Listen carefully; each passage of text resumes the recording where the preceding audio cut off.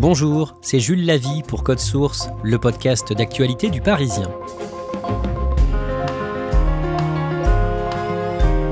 Plus de 130 otages israéliens sont toujours captifs à la date du 13 décembre, depuis leur enlèvement par le Hamas le 7 octobre.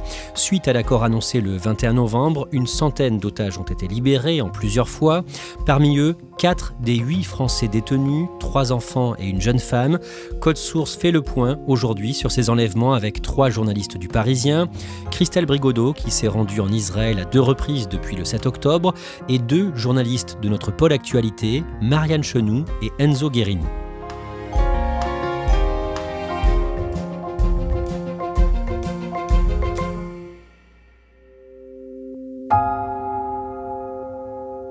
Christelle Brigodeau, le mardi 24 octobre, alors que vous êtes depuis quelques jours en Israël pour le Parisien, vous vous rendez sur l'esplanade du musée de Tel Aviv, devenu depuis le 7 octobre un lieu de rassemblement et d'hommage aux personnes disparues après les massacres du Hamas. Décrivez-nous ce que vous voyez sur place. On voit une grande table dressée avec une grande nappe blanche. La table fait presque toute la longueur de la place. Elle symbolise les 240 otages qui sont présumés donc retenus à Gaza. Et on a sur chaque chaise une silhouette avec écrit « otage » dessus. Et en bout de table, on voit des chaises hautes avec des gobelets, des biberons qui symbolisent les enfants qui sont retenus également otages. Depuis ces enlèvements, la société israélienne est mobilisée pour soutenir les familles des otages ? Oui, partout on voit alors placardés dans les rues des portraits des otages avec toujours ce slogan « Bring them home », donc ramenez-les à la maison. Il y a aussi des petits rubans jaunes que les gens portent soit au poignet ou qu'ils ont accrochés à leur voiture. On le voit partout dans le pays. Il y a également des plaques que les gens portent en collier avec toujours ce slogan « Bring them home ». C'est vraiment un traumatisme national qui se voit dans la rue. Il y a aussi un bureau qui a été ouvert à Tel Aviv pour coordonner cette mobilisation et pour accueillir et informer les familles. C'est une sorte de fourmilière où toutes les bonnes volontés vont se retrouver dès le lendemain de l'annonce des otages pour à la fois accueillir les familles et essayer de mettre en œuvre tout ce qui est possible. Ça peut être rechercher sur les réseaux sociaux n'importe quelle trace pour aider les recherches et savoir qui est effectivement à Gaza. Ça peut être aussi des anciens diplomates, ambassadeurs qui vont activer leur réseau, téléphoner partout dans le monde pour essayer d'accroître la mobilisation et d'obtenir des soutiens. Il y a des psychologues aussi qui aident les familles. C'est une vraie ruche qui va fonctionner tous les jours et qui fonctionne encore aujourd'hui. Alors avant d'aller plus loin dans cet épisode, rappelez-nous d'abord, Christelle Brigodeau, ce que l'on sait des enlèvements perpétrés par le Hamas le samedi 7 octobre. Oui, alors ils ont eu lieu à l'aube du 7 octobre dans plusieurs kibboutz qui se trouvent proches de la frontière de Gaza lors du festival de musique Supernova qui se trouvait aussi dans la même zone.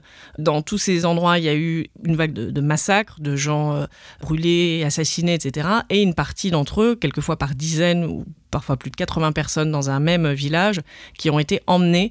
On a vu une maman avec ses 2 bébés être prise en larmes et emmenée à Gaza.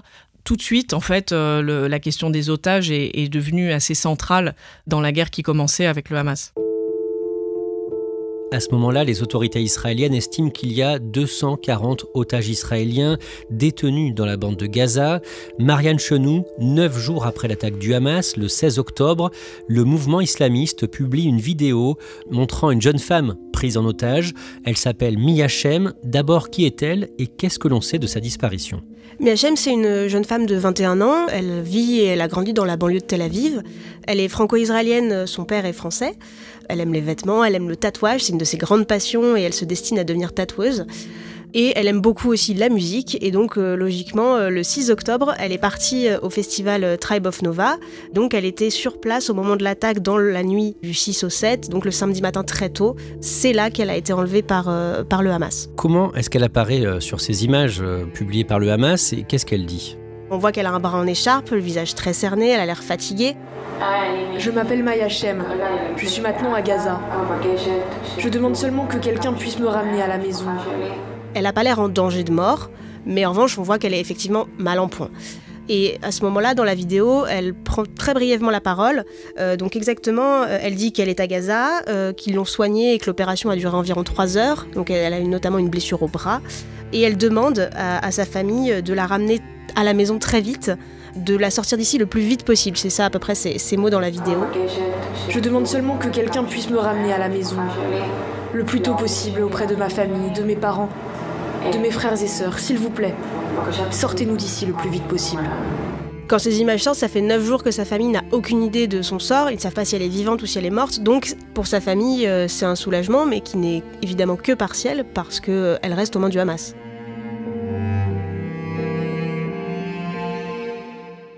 Le lundi 23 octobre, dans la soirée, le Hamas libère 2 otages de la bande de Gaza, ce qui porte à ce moment-là à 4 le nombre de personnes remises à Israël depuis le 7 octobre.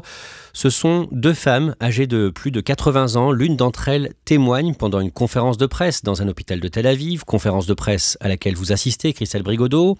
Elle s'appelle Yojdave Lifshitz, elle a 85 ans. Comment est-ce qu'elle apparaît ?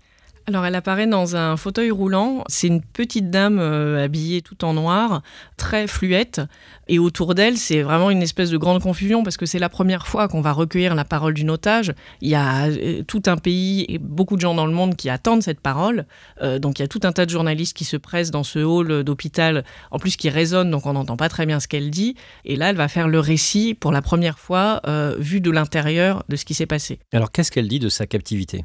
Elle explique qu'elle revient de l'enfer, ce sont ses mots. Elle raconte qu'après avoir été enlevée sur une moto, elle s'est retrouvée dans les tunnels du Hamas, donc dans un dédale, elle décrit ça. Ensuite, elle explique qu'elle a été bien traitée et les gens qui étaient avec elle aussi, qu'ils ont reçu des soins, qu'on leur avait prévu du shampoing, etc. En fait, elle raconte une attaque qui avait été, selon elle, coordonnée de très longue date, que tout était prévu. Et en fait, elle a des mots très dur plutôt contre le gouvernement israélien. Il faut savoir que cette dame, comme beaucoup d'autres gens d'ailleurs qui habitaient dans les kibboutz qui ont été attaqués, étaient plutôt des militants de la paix et des militants de gauche, donc hostiles au gouvernement. Et donc ces paroles vont créer une polémique en Israël. Et d'ailleurs, le directeur de la communication de l'hôpital sera licencié 2 jours après son intervention parce que c'est perçu comme intolérable d'avoir une otage qui arrive en expliquant que le Hamas l'a relativement bien traité et que le gouvernement israélien l'a abandonné. Le 19 novembre, Le Parisien fait sa une avec les visages des 8 otages de nationalité française. Enzo Guerini avec Marianne Chenoux. Vous avez tous les deux brossé leur portrait. On a déjà parlé plus tôt de la jeune Mia Shem. Qui sont les autres et qu'est-ce qu'on sait de leur enlèvement ? Alors, il y a des membres de 2 familles et puis il y a des otages qui ont été enlevés seuls. Il y a la famille Calderon d'abord, donc il y a 2 frères et sœurs, Erez et Sahar Calderon, qui ont 12 et 16 ans, et leur père Ofer, 53 ans. Il y a aussi la famille Yahalomi, donc Ethan Yahalomi, 12 ans, et son père Ohad. Ces 5 personnes sont du même kibboutz, le kibboutz Niroz, qui se situe à quelques centaines de mètres de la bande de Gaza. Les 5 ont été enlevés donc dans le même kibboutz le 7 octobre. Et puis ensuite, il y a encore 2 autres jeunes, Elia Toledano, 27 ans, qui a été enlevé au Festival Nova, qui est un ami de Mia Shem d'ailleurs. Et il y a aussi Orion Hernandez Radou, 32 ans, c'est le seul des otages français à ne pas avoir la nationalité israélienne. Il est franco-mexicain et il a également été enlevé au Festival Nova. Vous échangez à plusieurs reprises avec les proches de ces disparus pour écrire ces portraits. On imagine qu'ils sont dans l'angoisse ?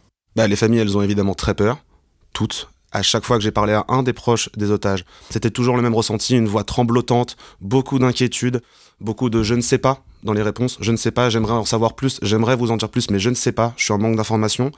Les familles ne parlaient pas que des otages qui les concernaient directement, elles parlaient également des 240 otages israéliens, avec ce fameux slogan « Bring them home » qui était répété sans cesse. Pendant que l'inquiétude grandit, en coulisses, il y a des négociations indirectes entre Israël et le Hamas. Comment ça se passe concrètement ? Alors, il y a un médiateur très important qui est le Qatar, qui permet justement de mener des négociations entre donc Israël et le Hamas, et donc il y a l'intermédiaire qui est le Qatar, et également les États-Unis. Les États-Unis, c'est un contact évidemment privilégié pour le gouvernement israélien. Les États-Unis entretiennent de bonnes relations avec le Qatar. Il y a aussi l'Égypte qui joue un rôle dans ces négociations-là, parce que l'Égypte, c'est évidemment le seul pays à avoir une frontière avec la bande de Gaza, hors Israël évidemment. Et donc le poste frontière de Rafah est très stratégique pour l'entrée de l'aide humanitaire et pour la sortie des otages. Donc c'est une négociation qui se fait à 4, comme ça, États-Unis, Qatar, Égypte, Israël. Les négociations, elles sont longues, elles sont compliquées, mais au bout de 5 semaines, on va commencer à voir les contours d'un accord se dessiner entre Israël et le Hamas. Le mardi 21 novembre, le Premier ministre israélien Benjamin Netanyahou annonce qu'un accord de trêve et d'échange de prisonniers est sur le point d'être finalisé avec le Hamas. Que prévoit cet accord ? Alors cet accord, il prévoit 2 choses. Une première, c'est une trêve des combats qui va durer 4 jours dans la bande de Gaza et donc une autorisation d'acheminement d'aide humanitaire dans l'enclave palestinienne. Et puis cet accord prévoit également la libération d'otages israéliens par le Hamas. Les otages israéliens qui vont pouvoir être libérés seront des enfants et des femmes, essentiellement des femmes âgées ou les mamans des enfants concernés.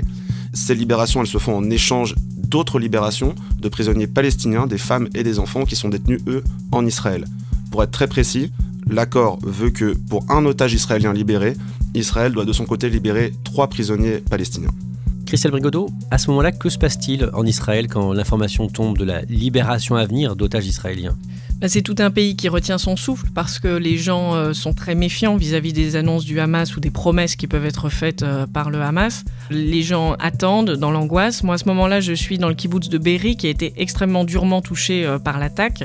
Il y a eu énormément de morts et plusieurs dizaines de personnes qui ont été enlevées. Parmi elles, une jeune fille qui s'appelle Gali, qui a 13 ans, qui est aux mains du Hamas. Et je vois sa grand-mère qui est revenue pour la première fois ce jour-là. C'est un peu un hasard, mais dans son kibboutz où les maisons de ses voisins sont détruites.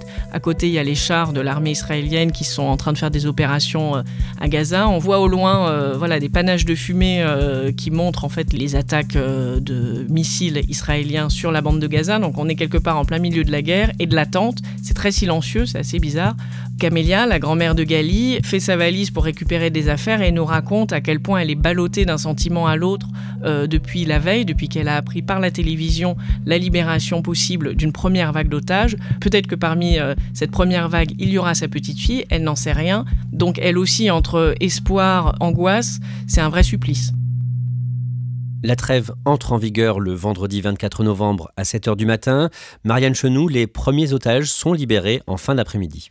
Effectivement, une fois qu'ils étaient sur le sol israélien, l'armée israélienne et le gouvernement avaient tout prévu, c'est-à-dire une prise en charge dans 6 hôpitaux répartis dans le pays, c'est-à-dire qu'il y avait par exemple un hôpital spécialisé pour les prises en charge pédiatriques, il y avait également un hôpital plus proche de la bande de Gaza si la personne avait besoin de soins urgents, et il y avait aussi auprès de chacun de ces hôpitaux des structures prévues pour accueillir les familles, puisque une fois que le gouvernement israélien avait la liste des otages, il prévenait les familles des otages concernés, et celles-ci étaient amenées à se rendre dans les hôpitaux pour pouvoir retrouver leurs proches le plus vite possible. Évidemment, c'est ce qu'elles attendaient depuis 7 semaines à ce moment-là.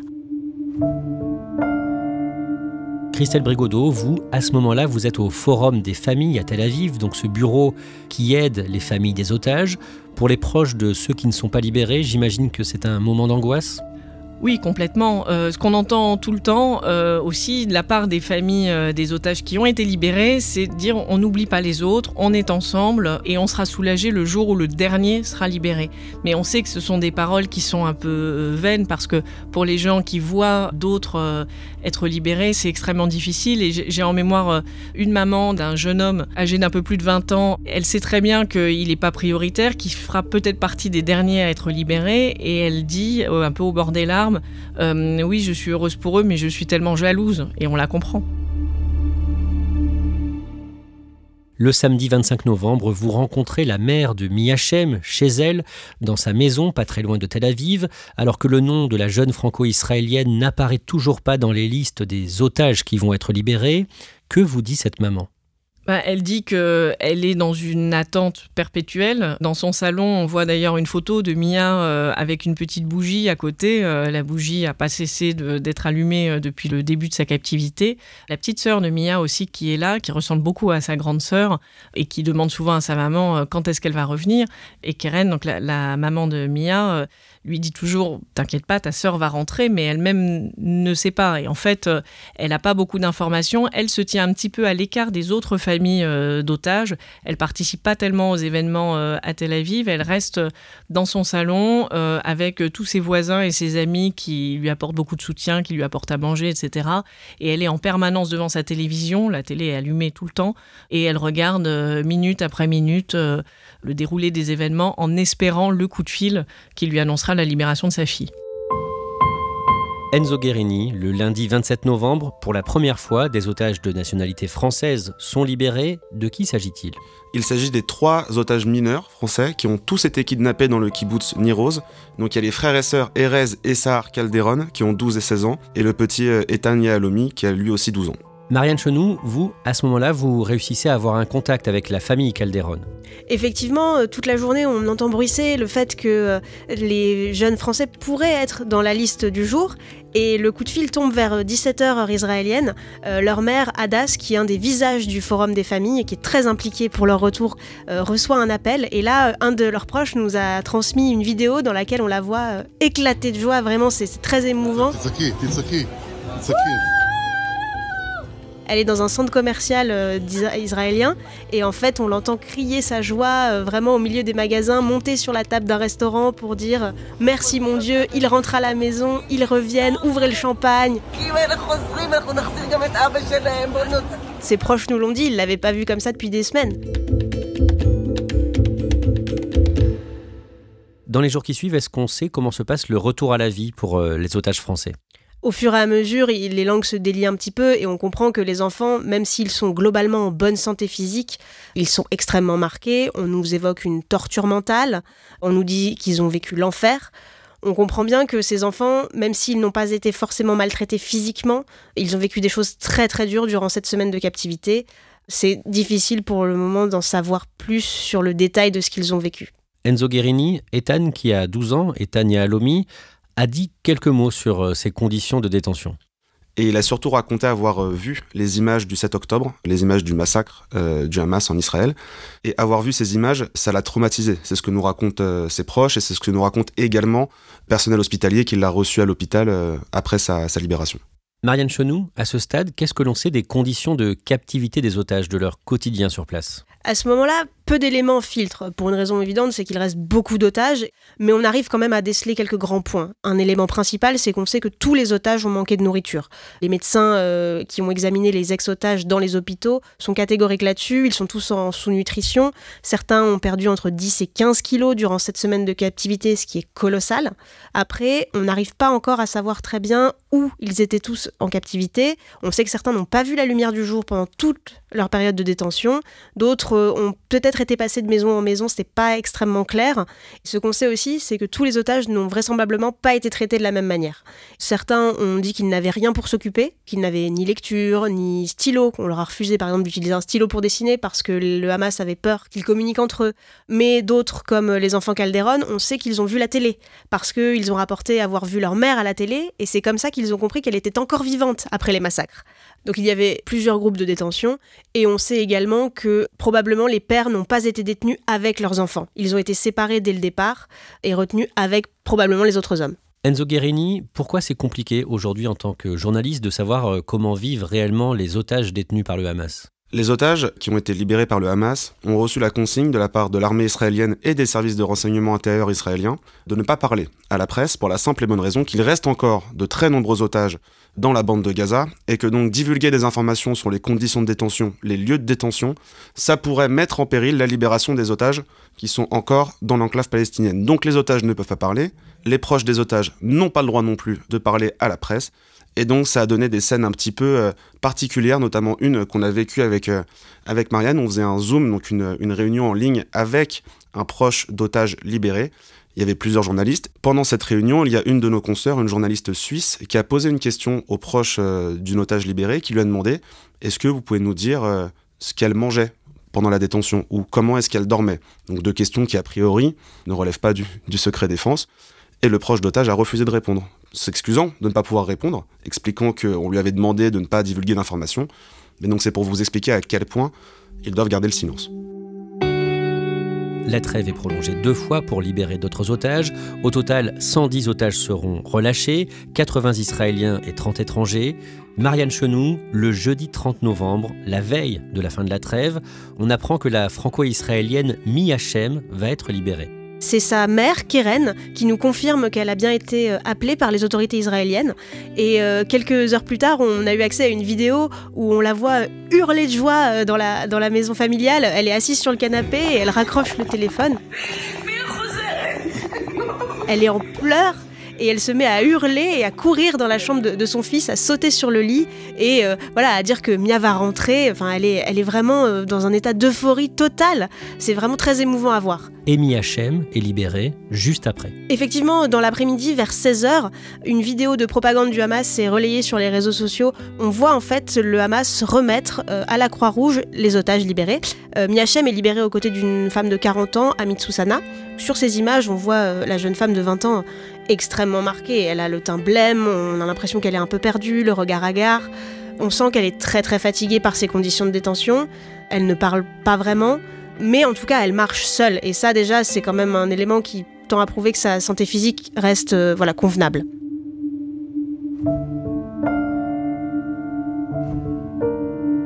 Marianne Chenou, on estime qu'il y a encore 130 otages entre les mains du Hamas. On n'est pas sûr du chiffre, évidemment. En grande partie, il s'agit d'hommes, dont 4 Français. Est-ce qu'il y a un espoir qu'ils soient libérés bientôt ? J'ai rencontré la semaine dernière les familles de 4 otages israéliens toujours détenus. Et vraiment, c'est qu'ils espèrent que leurs proches vont bien, qu'ils vont ressortir et qu'on va aboutir à une libération, qu'on va ramener tout le monde à la maison. Vraiment, c'est le mot « ramener tout le monde à la maison ». En revanche, diplomatiquement, on sait que c'est plus compliqué. Les combats ont repris de façon très intense. Le Hamas a expliqué qu'aucun otage ne sortirait sans négociation et sans échange de prisonniers palestiniens, qui est leur principale revendication. Or, c'est une condition qui ne convient pas au gouvernement israélien et qui complique évidemment leur éventuelle libération.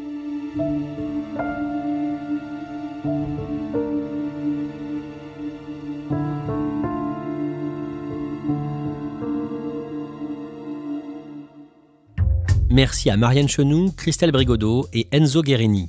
Code Source est le podcast d'actualité du Parisien. Cet épisode a été préparé par Thibault Lambert, production Raphaël Pueyo, Barbara Gouy et Clara Garnier-Amouroux, réalisation Pierre Chaffanjon. Si vous aimez Code Source, n'hésitez pas à le dire en laissant un commentaire ou des étoiles sur votre application audio préférée. Vous pouvez aussi nous contacter directement, codesource@leparisien.fr. Et puis on vous invite aussi à aller écouter le second podcast du Parisien, Crime Story, une nouvelle affaire criminelle, chaque samedi dans Crime Story.